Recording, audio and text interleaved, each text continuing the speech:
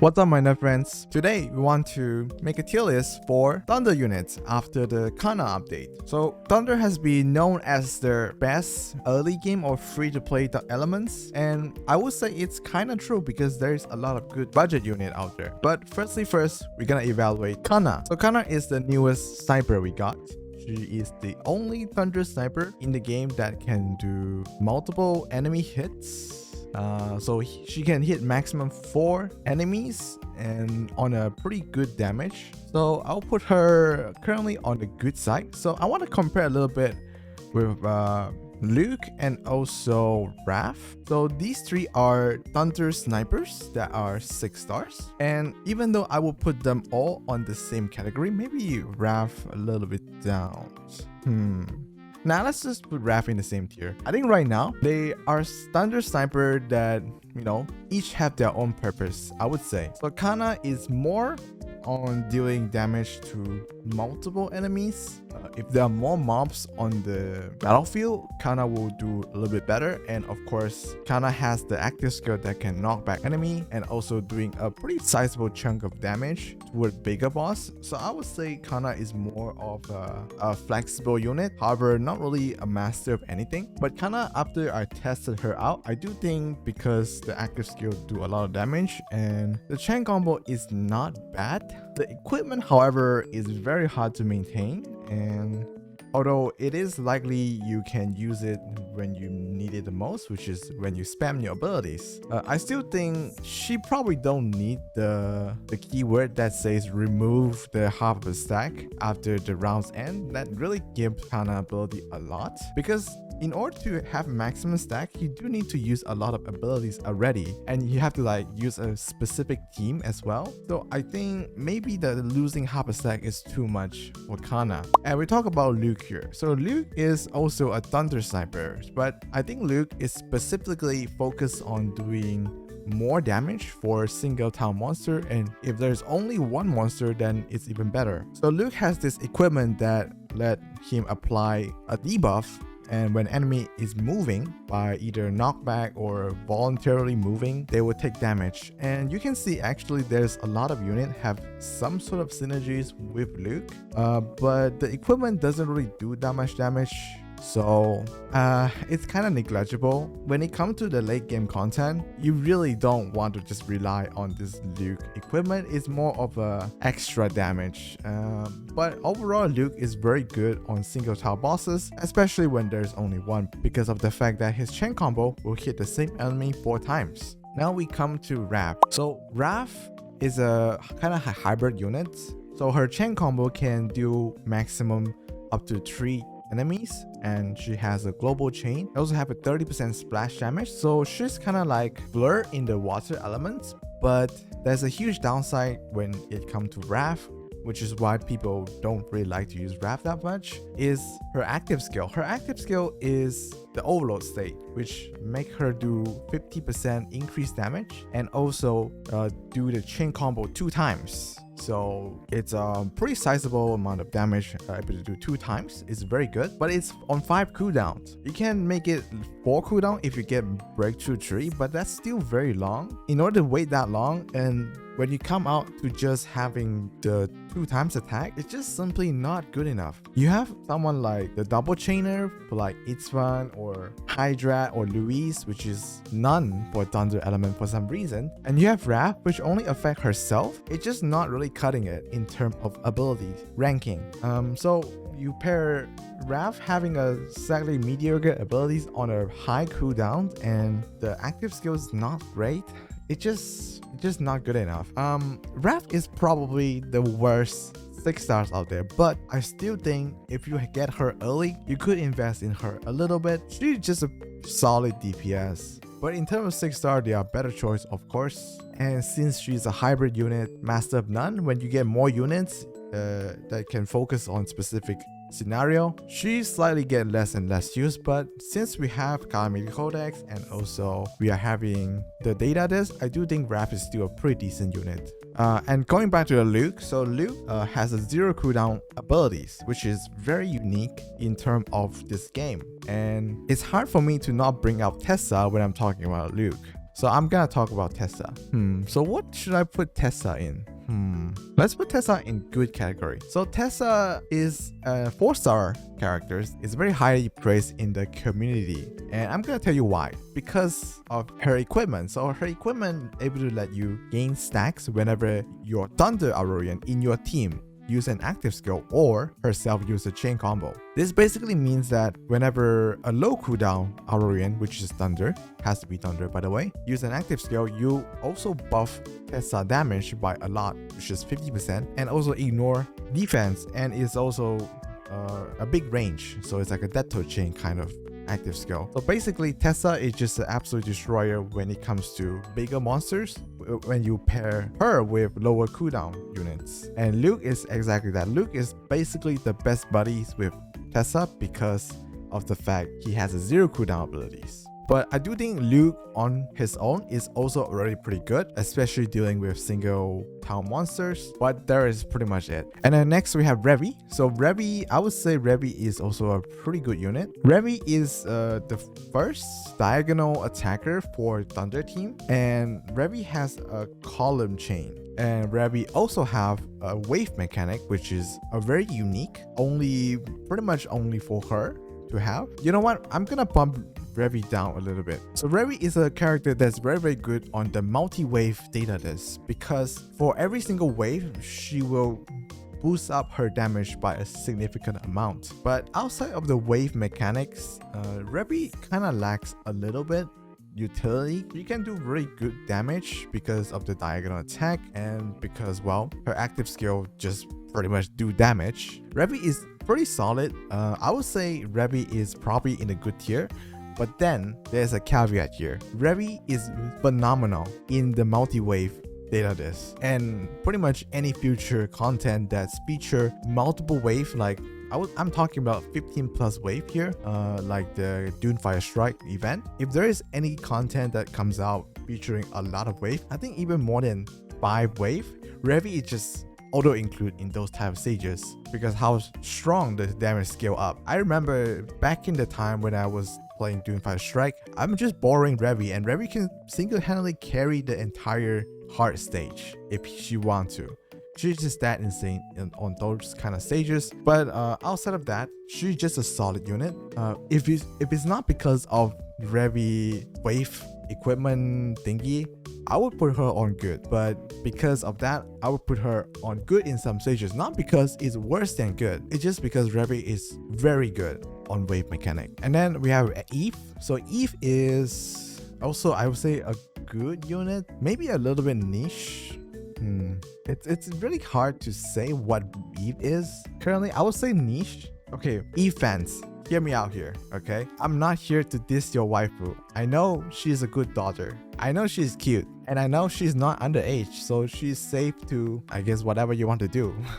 But I haven't really seen much people use Eve. So Eve is kind of like a weird unit.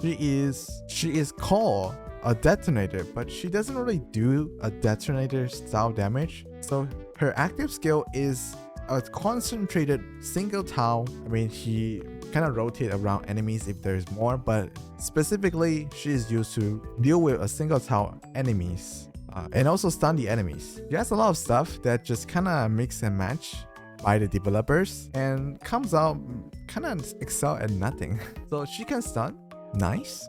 She can do single tile damage, okay. And then she is a detonator. Like, I'm just scratching my head. And also, her cooldown is very long. However, Eve does receive a buff recently. Not recently, actually a couple months ago. And that change was to give her more damage for multiple enemies. So the more hits you get, the more AoE damage you can do, which is interesting.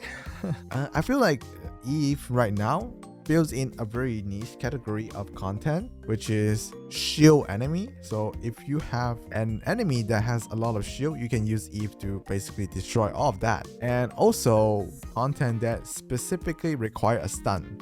This include arena, this include enemy that has elite status, which you can use stun to temporarily remove it. And since Eve also do sizable chunk amount of damage, it's okay. But yeah, coming back to it, Eve does have too long of a cooldown, which is 4 turn, and you do need the preemptive strike. I think that is on breakthrough tree. Yep, it is on breakthrough tree. So if you want to stun on the first turn or remove shield on the first turn, getting a breakthrough tree is mandatory. If you don't have it, Eve is even worse. And then we have Requiem.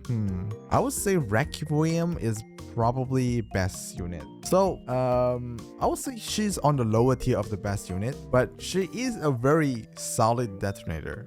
And having detonator is never bad. She is kind of like a mix of detonator, also having a sniper style of equipment, which having a really good chain, which is 2 cluster. But then after the chain combo, she also strike an enemy on the furthest range. And if there is only one enemy on the battlefield, this strike will strike the same enemy that you attack, which help you do double damage on single town monsters. It's just so good. I mean, you also have the AoE that you can potentially save up for the final turn to do damage to, like, I don't know, like a pesky wave or something. Requiem just has a lot of stuff going for her, and then the fact that she's just a pretty solid detonator out of the gate, I just can't really see her anything else than best unit, at least for Thunder, because Thunder currently don't have a lot of good detonators. So I would say Requiem is definitely best unit. However, compared to Michael, the absolute best detonator in Thunder, I do think Requiem is just slightly weaker than Michael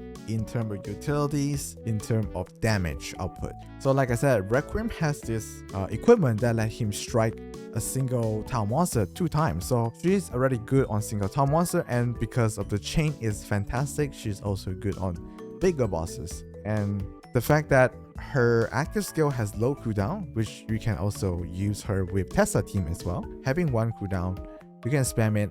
However, because you can spam it doesn't mean it's good, because when you don't have stack, the AoE damage is pretty low. So I would say maybe the active skill is what I would say the weak point of Requiem, but then you do have the potential to stack it, which is also a good point. Anyway, I think I stay too long on Requiem here. Let's talk about Michael and why Michael is the best unit for Thunder. So Michael has a global range teleport, and she has a percentage health cut equipment. So every single normal attack she does will pretty much just remove 2.5% of the enemy's health. Like, this is just such an insane equipment to have. On a boss, you just attack a boss for 4 times, and then 10% of its health is gone. Like, how is that even fair, right? And then pair her with a global teleport, and a global teleport also destroy 5% of the boss health. It's just insane. This unit is just insane. Michael is absolute unit, and she's like a really good unit for cheesing certain stages as well because of the percentage health cut. And I'm talking about Elysium, or I mean pretty much any stage you would use Michael. Michael is just god tier, and Michael is obviously a really good captain for other elements as well, because, well, who doesn't like to just do a shit ton of damage, and also having ability to teleport anywhere they want and doing a lot of damage as well. I mean, Michael is just kind of broken. And then we're gonna talk about Grunwald. Grunwald is a 4 tiles converter for 6 stars, and she has the unique abilities to terrorize enemy, which can either remove the elite status and also can pretty much render the Aurorian in the arena stage useless because they can't move and they cannot attack you. And this equipment refreshes itself for every 3 turns, so you can terrorize every single 3 turns. And on top of that, having ability to convert tiles to lightning tiles makes Grunwald probably one of the best units in Thunder team. At least in Thunder mono team, you need converters, and Grunwald is a very solid one. That's why I put her in the best unit. It's kind of hard to promote converters more because converters is just mandatory sometimes to clear stages, so there's that. And then we have Irridon. Irridon is a hard one to rate, I would say, because she requires a little bit more brain to use. But overall, I will put her on good. Irridon is also a converter, and she kind of functions like Bethlehem, but you have minimum 2 tiles and maximum 6 tiles. But then, unlike Bethlehem, she cannot really select wherever you want. You can only select 2 places of whenever you want, and you kind of have to use the prism tile correctly to kind of breach a gap or something. I find it really hard to make use of this effectively, the Irridon prism tile. And the fact that the preemptive strike is locked at breakthrough 6, I cannot really promote Irridon that much to the best unit. If the preemptive strike is on breakthrough 3, then yeah, maybe I can do that. But I would say Irridon is kinda on good right now. But do know that I really like her. It's just that, maybe I'm not smart enough to use her. I do use her all the time though, because I don't have enough converters. I don't have Grunwald. But after having Grunwald, I might not use Irridon that much anymore, because her damage she doesn't really have that much damage as far as I can see. And the active skill is nice, and you use her for the active skill. But then I found Prism Top just to be a little bit awkward to use, and to have it on 3 cooldown is, it's fine, but it's definitely harder to use than Bethlehem, I would say, even though you get 2 more extra tiles potentially, but most of the time those extra tiles is useless. But yeah, so after Irridon, we have done all our 6 stars rating. Let's go to our 5 star now. So starting with the Pitman. So Pitman is a welfare unit, and he's specifically good at pushing enemies. I think he is kind of niche right now. So he has equipment that want people to attack him for some reason. This is never good on Alchemy Stars. Unfortunately, I don't think Pitman is very good, but there's a but. The ability to push enemy away every 2 turns is quite good, not gonna lie. And because of that alone, I think Pitman has some use, but then it's kind of niche. Only if you can find use for him, she can shine. Only specific stage, I would say, where you really don't want to get hit. But then that contradicts what his equipment is, which is like scratching my head here. Why? So he has equipment that push people away, meaning you don't want to get hit. But then his equipment gains shield whenever he get hit, meaning he wants to get hit. It's like, hello? So yeah, Pitman kind of niche, but Pitman does has 1 cooldown, meaning that he pairs pretty decently with Tessa. But I'm not saying you should put Pitman into Tessa team, because I do think there are better units to put into Tessa team.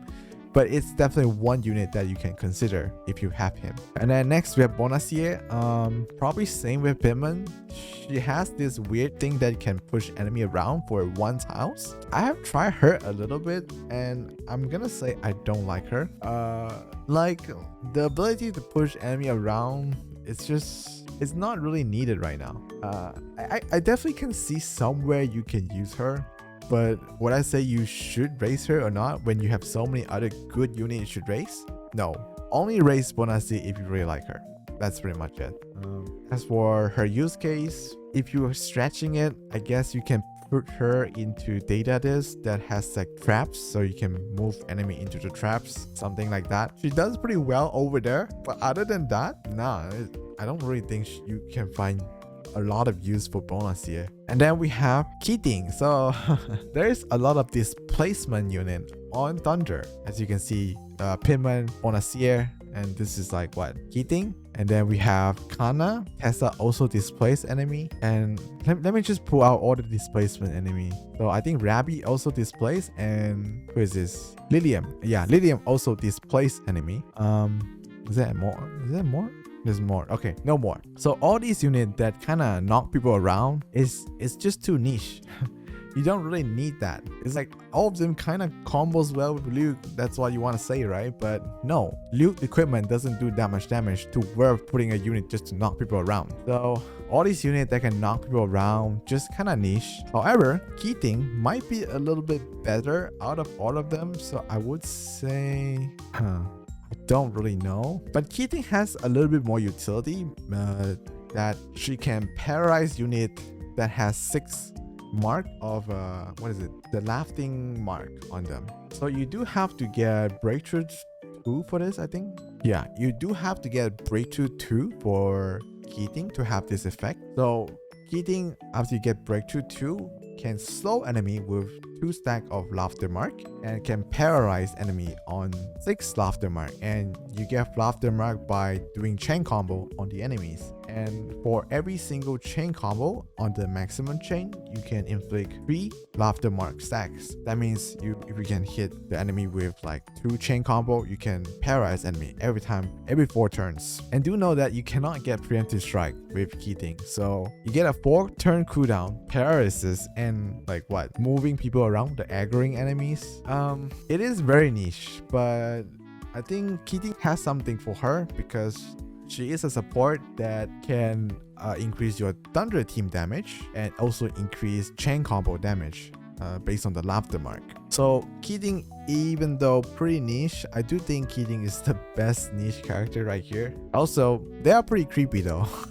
If you like creepy kids, hey, there's a genre for you. And since I dragged them up here, I'm gonna talk about Rabbi and Liam. So Rabbi is a teleporter and she can knock enemy around after teleport. Like, why? If you want to teleport, that means you want to get close to an enemy, not knocking them away. It's kind of anti-synergy. And there's one good thing going for her though, is that she has a global teleport. So I guess you can say she is a budget version of good because, well, there's not much global teleport out there other than Michael, at least in Thunder. So you can kind of use Rabbi to teleport around if you want to. And she does have pretty low cooldown, which is 3. And since she's a 4-star, you can get preemptive strike pretty easily. And that means you can teleport on the first turn pretty easily. Other than that, she doesn't have much. Even her equipment is just doing damage, like 4-star. 4-star doing damage. Not the best damage dealer on 4-star and not the best utility character. Having teleport is nice, but then knocking people around is not nice. And then we have Liam. Liam is basically an even worse character than Rabbi. At least Rabbi can teleport. Liam doesn't even teleport. Rabbi just knock people around. That's it. And then her equipment is like what? 90% chance to decrease enemy movement range by 50%. No. Just no. I don't really think that's useful at all. And Liam just bad. I mean, is the worst Rabbi. If you have Rabbi, use Rabbi. It's definitely Liam. You know what? Let's put Liam on no one use them because I don't think anyone uses Liam. Let's be frank here. And then we have Vivian. Vivian.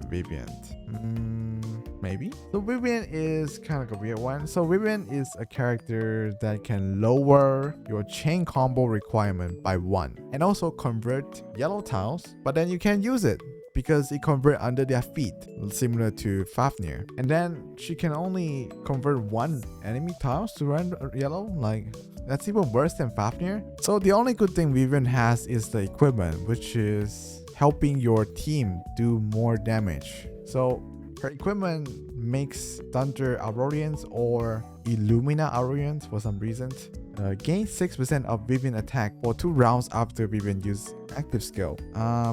Yeah, she also one of those units that have too much in one thing but doesn't really do one thing too well, so no one really uses them. So she convert, but she only convert 1 tile and also 1 useless tile because you can't use it. It's under the enemy feet. And then she does AoE damage, but she's not a damage dealer. And why AoE? And then she does a support equipment. Like, what? Overall, I think Vivian just doesn't do enough, but you can use her to, I don't know, convert 1 tile on the early game. Yeah? After you get actual converters, you don't really want to use Vivian. Actually, I have Vivian, but I never really raise her. Maybe I do want to put her in no one use them. But a lot of people tell me I just simply don't understand Vivian. So I'm being generous here, putting Vivian on the budget version of good.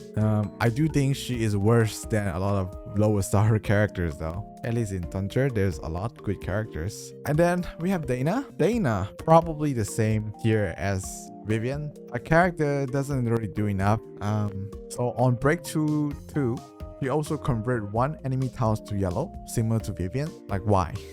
However, I do think Dana is slightly better because that well, she do pretty decent damage for her active skill. At least she has that for her. She also has a column chain, which can be good or bad depending on the stages. And then she has also this weird equipment that buff your team if the enemy is standing on yellow tiles. So again, she's just that kind of character that have a lot of things inside one package but doesn't really do one thing too good. I would say don't raise Dana. I do know you get her for free, right, when you're starting the game. So she is a free unit.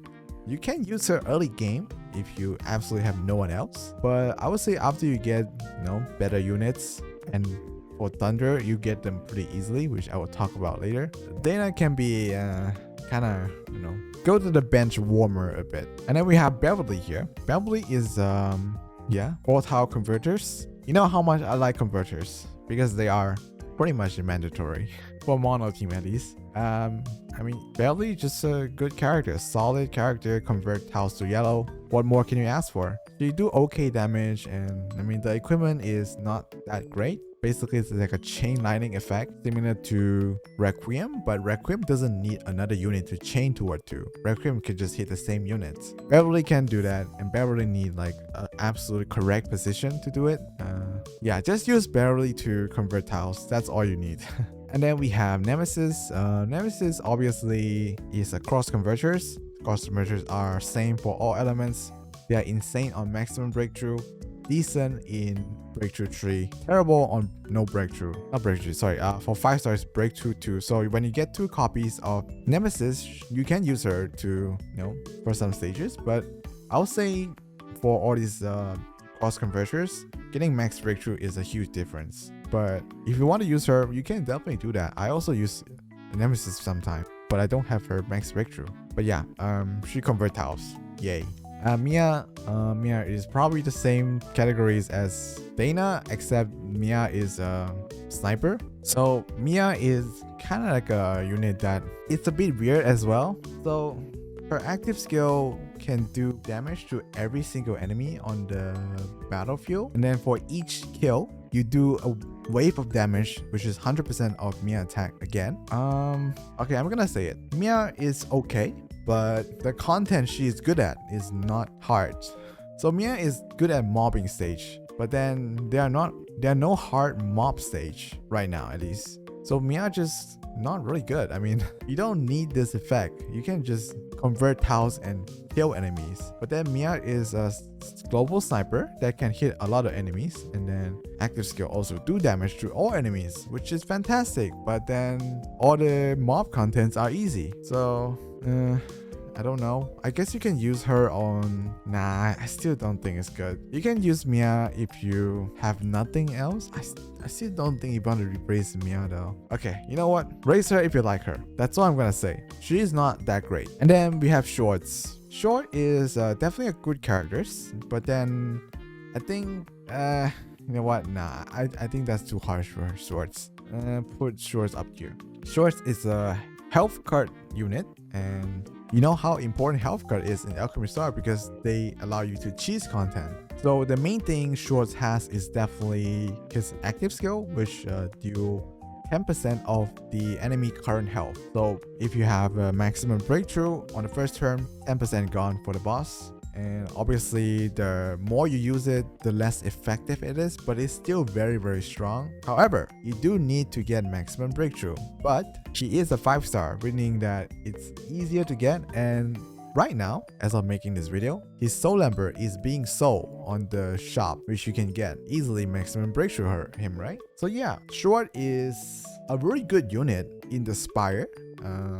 Because there are a lot of difficult boss out there, and having a health card is very useful. And Schwartz is also pretty good on damage over time build because you just use her to cut off enemy health. You don't even need to do chain combo or anything, just rely active skill to destroy the boss. And they are actually quite, I mean, damage over time build doing exactly that. They just use active skill and then run around. So Schwartz is definitely a good unit. Not so much on mono team, but sometimes you do use Schwartz on Spire, which only require mono team. I think the harder the content is, the more likely Schwartz is gonna shine, which makes him very, very good. But you do need maximum breakthrough to get full potential. Outside of the active skill, he also do okay damage. However, I don't really like his chain, which is the radio to the maximum. It's a very weird chain, doesn't really hit that well, but it is what it is. And then we have Hachi and Gen. I'm not sure if people use Hachi and Gen. I haven't really extensively tested him out yet. I don't know. He pretty much only do damage, and he's not better than Kafka on the same rarity. So I do think maybe I'll put him here for now. Okay, people who use Hachi and Gen, correct me if I'm wrong, right? Is he good? Because I don't know. I never really raised him, and because of the fact he only do damage, I don't think he is good. But I could be wrong because I don't use him. But from my understanding at least, Kafka is better. So use Kafka. And then we have Ansia, I guess. Ansia is a Tau resetter, and it could be good if you get to the if you get her to breakthrough 3, she will never reset the yellow Tau away, so she can kind of act like a pseudo converters. If you are really lucky, you can get up to, like, I don't know, 10 tiles or something. You can get up to 10 yellow tiles if you're super lucky, but that's not gonna happen. So yeah, she is decent character. And if you have Grunwald, Beverly, or even Irridon, you probably won't use Ansia. But I do want to say there are no Tau resetter on Thunder other than Ansia, so could be an interesting thought. And then we have our resident healer, the only healer for Thunder. Okay, because of the fact she is the only healer for Thunder, I have to put her there. She is a core unit when you need healing, and outside of the fact that you need healing, you also have a lantern that can blind enemy. If you don't know what blind does, blind basically makes the whatever enemy is blind miss. It's not 100% though, it's only 30% chance. Let me check. So yeah, it is 30% chance for attack to miss, meaning that you can use Nadine to cheese certain stages, such as Umbra Hulk, which have the rock toss. Guess what? If he is blind, there's 30% chance the rock toss will do nothing. And Nadine can cheese the stage. She is the only healer for Thunder, which is mandatory for some stages. And she can convert tiles as well. And the tile, the lantern can also heal you, so you get a lot of good stuff packaging into one single ability that is on 3 cooldown. And because she's a 4-star, you can get the preemptive strike very easily. Nadine just has so much in her, and the fact that she is the only healer right now, at least right now, that is competent. There is oh yeah, Amy is actually also healer, but Amy is not as good as Nadine, so yeah, go raise Nadine if you want to build a Thunder team, or if you want to climb the Thunder Spire. It's just hard to argue with that. And since we talk about Amy, let's talk about Amy. Amy is actually a pretty good unit. So Amy is a healer, but her active skill makes you get more defense, up to 100%. And as far as I know, the active skill, which is the banner, doesn't go away unless enemy touch it. So you have this permanent defense boost. But the defense, I think, correct me if I'm wrong, only affect Amy herself. So it's pretty decent, 100% increase, but it's not that big. But obviously, Amy is just a budget characters that you use alongside with Nadine if you really need healing. At least that's what I understand it. So she is specifically good on survival stage, so you get like another source of healing and also getting the defense buff, which is helping you tank more damage. Amy is definitely a decent unit. I quite like her, but I haven't really raised her yet, so I can't say too much. And then we have Uniman. Uniman is Uniman is a very good character that I would recommend more people to use her a little bit, because she has 1 cooldown, 1 tile, yellow conversion, and she's just good unit to have when you are starting out, because well, converter are really strong. I believe I have emphasized this a long time ago. And if you want to build a mono team, which is the superior team, you need converters, and Uniman can kind of supplement that. Having a 1 cooldown, 1 tile conversion, any tile you can choose, is actually very strong. And I still use her right now, even though she is level 1. I use her to clear data disks alongside with my strong characters. And she's just very flexible because you can choose anywhere. It's actually a little bit more high quality than the 4 tile converters, which randomly, not random, I mean, a convert tile around you, right? Unit can choose is definitely a godsend, and you can just place it around the enemies and you can get normal attack that way. Definitely a very solid unit. And other than that, Unimate can also heal if you don't know, but you have to not attack. So how Unimate heal is when you're not doing chain combo damage, she will heal. So yeah, I mean, healing is healing. Can't blame it.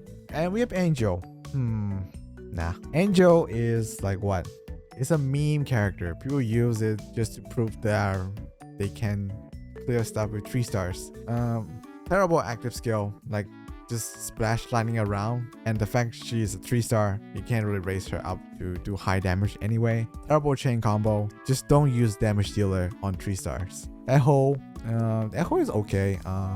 Like somewhere on here. So Echo is a 1-turn cooldown teleport with 2 surrounding cluster as the range. Just because of the 1 cooldown teleport, she is already a pretty decent unit if you just want to teleport around, maybe on a survival stage to not get hit. But then other than teleport, Echo doesn't really have much. She's a 3-star, no damage, equipment doesn't do much. Yeah, that's pretty much the whole tier list for Thunder. I'm surprised how little units are there in some stages. Wow, apparently Thunder doesn't have much niche unit that excel in certain stages. Yeah, I think this tier is pretty correct. Let me know what you think though. And of course, if you like content like this, or if you have any idea what I want to make the next, definitely leave a comment below and subscribe if you want more Alchemy Stars content. I'll see you all in the next video. Peace.